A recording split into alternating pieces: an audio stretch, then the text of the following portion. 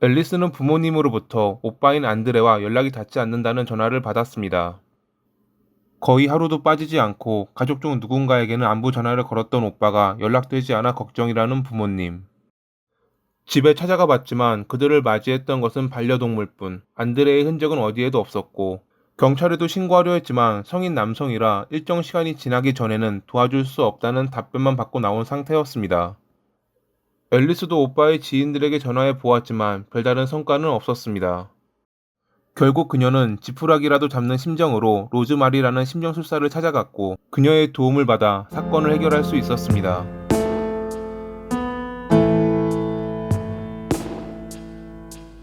1987년 6월 9일, 미국 뉴올리언스 교회 지역인 리버리지에 사는 안드레는 친구와 함께 저녁을 먹은 뒤 10시 무렵 근처 술집에 들렀습니다. 이때까지는 늘 있던 그저 평범한 날이었습니다.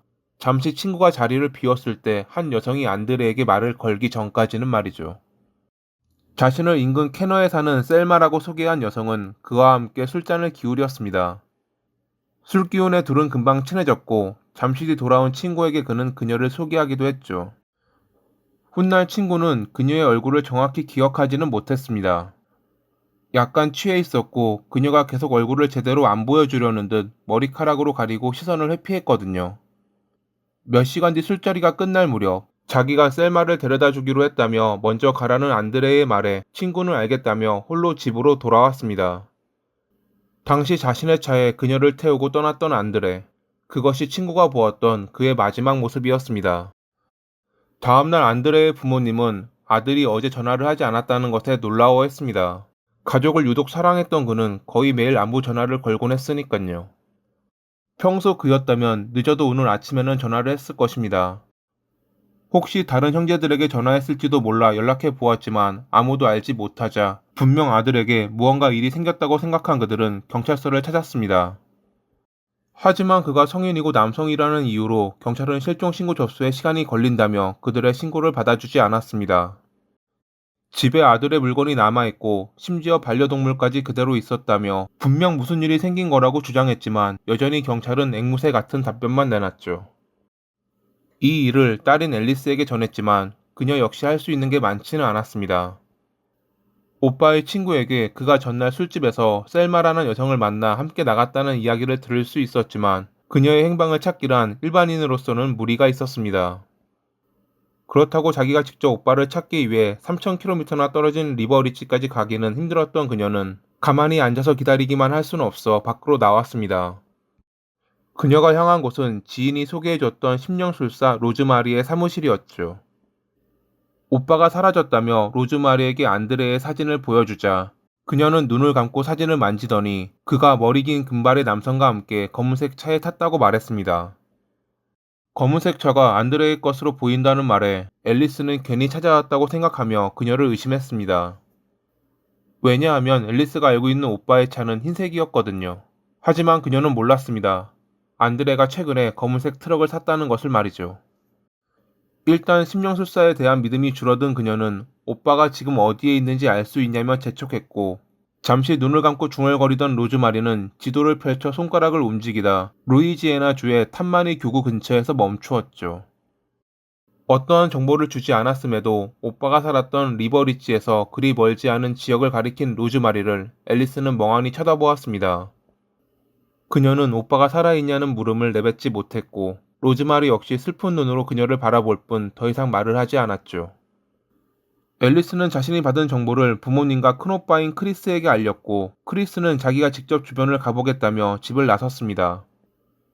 그리고 6월 14일 자정 무렵 55번 고속도로를 달리던 그는 안드레의 1980년 포드 픽업 차량을 발견합니다.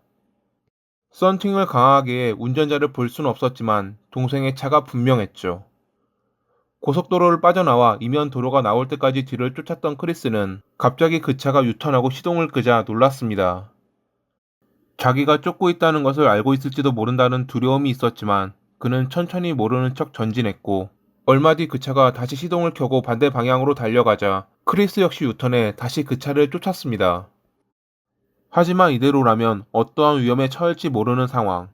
이때 크리스의 눈에 인근을 순찰하던 경찰차가 들어옵니다.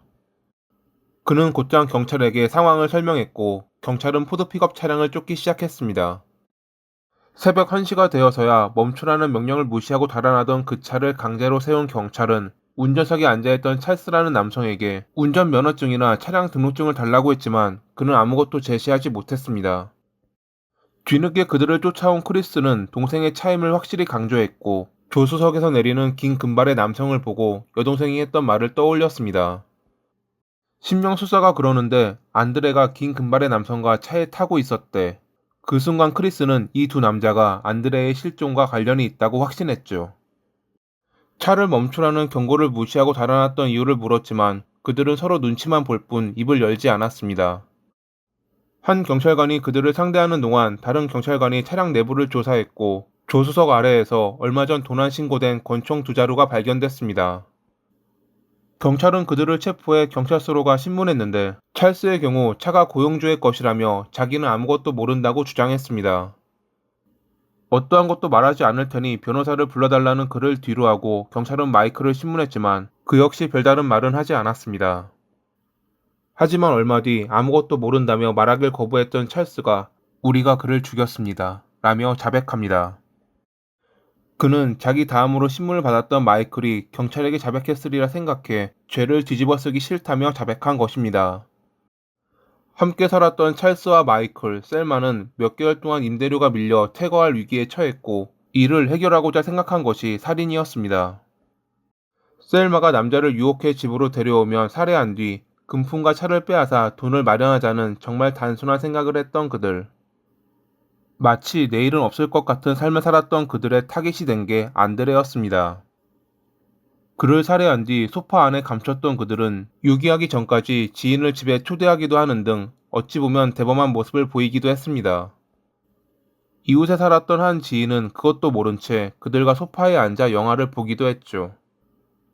얼마 뒤 그들은 인근 늪지대에 소파째로 유기했고 완전 범죄를 저질렀다고 생각했는지 안드레의 차를 몰고 다니다 심령술사의 말을 듣고 인근을 돌아다니던 크리스와 마주친 것입니다.